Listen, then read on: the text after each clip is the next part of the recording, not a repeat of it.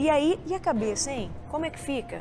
A gente tem que cuidar da cabeça também, gente, porque não é só o corpo, não é, né, só a consciência, mentalmente a gente precisa estar muito bem. Bom, o doutor Guilherme está comigo, o doutor Guilherme Davoli. O doutor Guilherme é psicólogo, já participou aqui comigo por outras vezes também.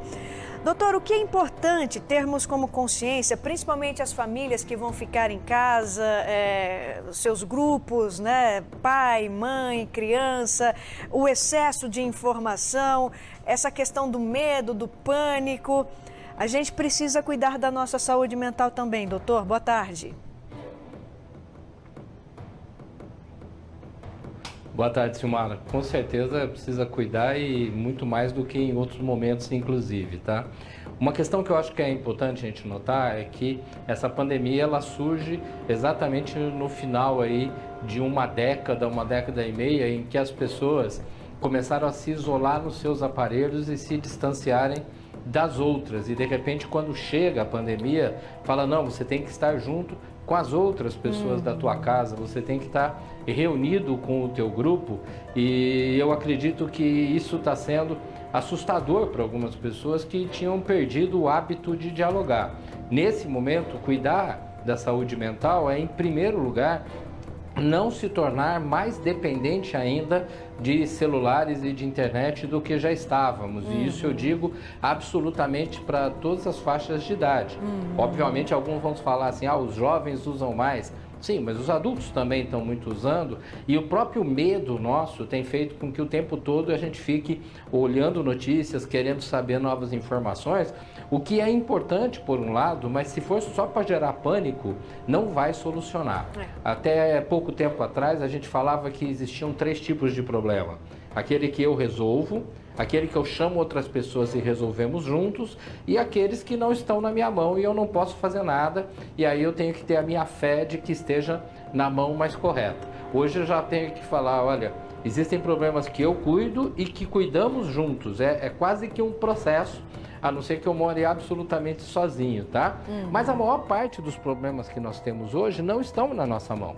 Então a gente ficar comentando coisas do tipo, olha, tá muito perigoso não sei aonde, olha, fulano de tal saiu de casa, isso vai apavorando outras pessoas. Vamos cuidar do nosso núcleo familiar, vamos cuidar do nosso lar, vamos cuidar da nossa estrutura, tá? E tentar minimizar alguns impactos. Agora há pouco eu ouvi notícias sobre estarem fechando também restaurantes, outros lugares que aparentemente poderiam ficar abertos. As pessoas falam, mas o que eu vou fazer? Nós vamos resolver. Só que nós vamos resolver na medida em que o diálogo entre as pessoas dentro da casa ele vai sendo amenizado. Cuidado com o tom de voz, porque senão o meu medo alimenta o medo do outro e nessa troca a gente está num processo de grande sofrimento.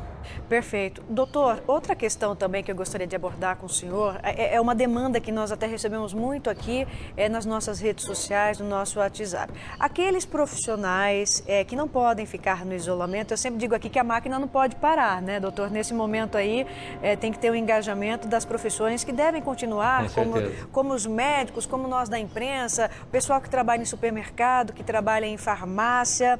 É tanto para os familiares como para aqueles profissionais também que vão na contramão daquilo que pede, né, a Organização Mundial da Saúde. Como controlar os ânimos, como ter tranquilidade diante de toda essa pandemia, doutor? Olha, é bem complexo, eu vejo a nossa situação como psicólogo, a maior parte dos psicólogos já está migrando para atendimentos online, mas existe ainda muitos pacientes que não aceitam esse atendimento online, que solicitam o atendimento presencial, e a gente acaba ficando muito apreensivo nesse sentido, porque nós sabemos que a transmissão ela é extremamente rápida e por meios muito sutis, muito discretos, né? A gente no início falava em cuidar bem, lavar as mãos, e hoje já estamos falando em tomar cuidado com o chão, tomar cuidado com o sapato que está sendo usado.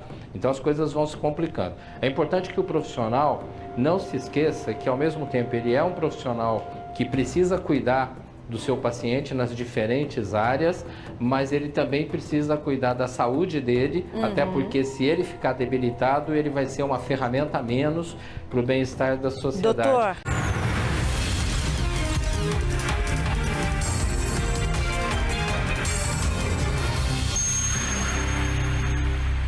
Por telefone, vou falar com o Dr. Guilherme.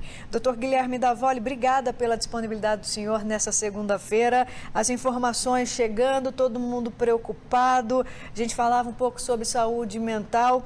O que é importante destacar para quem está em casa, para quem está trabalhando durante essa pandemia, doutor? Boa tarde.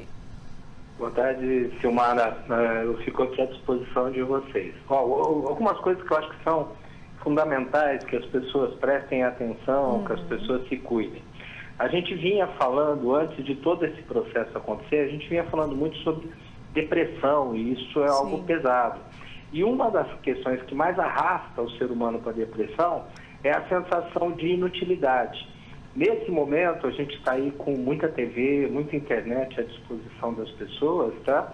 Mas é importante que a pessoa se sinta útil, que ela procure realizar atividades e não simplesmente fique dependente de uma tela ligada à sua frente. Existe para os adultos uma série de cursos disponíveis para que as pessoas possam estar acessando.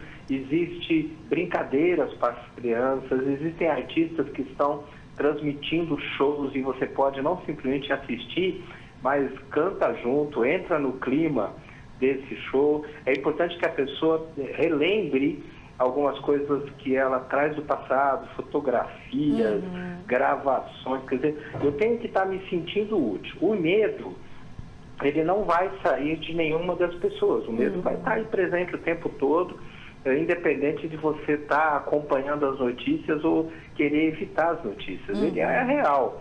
Só que a gente tenta minimizar o impacto do medo com a nossa funcionalidade.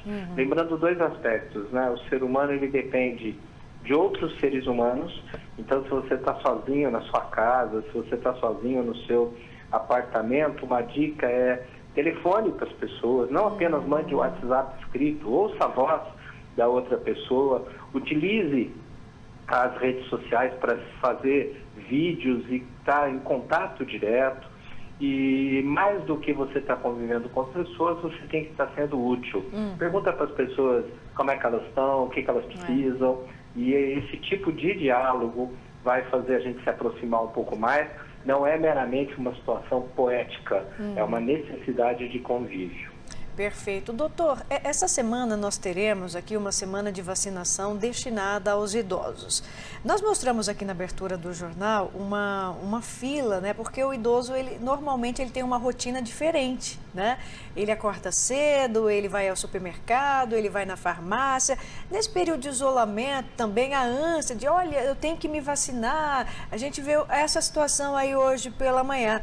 O que o senhor pode dizer aos nossos idosos e que, inclusive, estão assustados porque fazem parte desse grupo de risco, doutor? Eu acho que uma questão que é bem clara é que, independente se as pessoas têm essa ou aquela religião, é lembrar que o tempo das coisas não é o nosso tempo. E, às vezes, a nossa ansiedade de, eu preciso vacinar logo, eu não posso deixar de ir ao supermercado.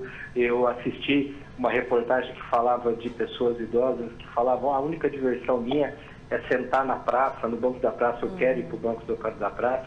A gente quer muito que as coisas aconteçam no nosso tempo, e dentro dessa perspectiva, independente da idade, às vezes a gente está tendo uma atitude infantil, quase que birrenta, né? Tem que ser do meu jeito, tem que ser agora.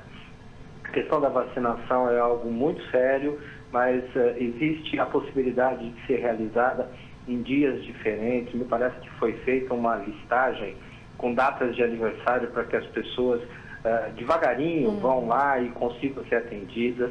Se a gente faz filas gigantes, a gente aumenta o risco do próprio idoso, o risco de alguém que o esteja acompanhando, o risco da própria equipe profissional que precisa trabalhar com um pouquinho mais de calma. Então, é importante que a pessoa entenda que a vacinação é a favor dela, que o horário alternativo em supermercados é a favor dela, e que isso não é uma segregação, tipo, você não pode a hora que quiser, não. É simplesmente assim, vamos com calma, respeitando os outros, porque o que nós estamos vivendo é uma situação de guerra, em que é importante você respeitar as regras desse processo. Só que ela é uma guerra invisível. Se eu estivesse em casa vendo o bandido lá fora, eu teria medo de pôr o pé na rua. Verdade. Esse bandido, vamos chamar assim, ele é invisível, mas é possível evitá-lo se a gente mantiver distância, se a gente tiver os cuidados que está todo mundo falando aí com relação à higiene, e se a gente principalmente não quiser que a vida se resolva da nossa forma. A gente tem que pensar um pouquinho no coletivo. Sabe, é uma oportunidade boa, inclusive dentro de casa, para a gente aprender ou reaprender, né, a comer mais devagar, a respeitar o tempo das pessoas. E eu me vi, eu mesmo em casa nesse final de semana, às vezes almoçando um pouco rápido, como se eu tivesse um compromisso logo em seguida. E eu não tinha. A gente vai ter que aproveitar esse tempo com mais serenidade. Então, as filas, não apenas de posto de saúde, mas de supermercado e até de caixa eletrônico, elas vão continuar existindo. E eu tenho que entender que não é uma coisa que tem que ser feita às pressas hoje em dia. Tem que ser feita com calma. Se você passar na frente de uma escola e tiver muita fila, volta para casa, fica lá quietinho, espera um outro momento e a gente com certeza vai conseguindo cuidar da saúde das pessoas e do emocional das pessoas também. Doutor Guilherme, mais uma vez, muito obrigada pela colaboração do senhor. Um grande abraço, viu? Eu que agradeço, Silmar. Quero deixar um abraço para todas as pessoas, dizer que a psicologia está aí à disposição para tentar auxiliar as pessoas em momentos de dor, de sofrimento, e esse vai passar também, tá? Obrigada.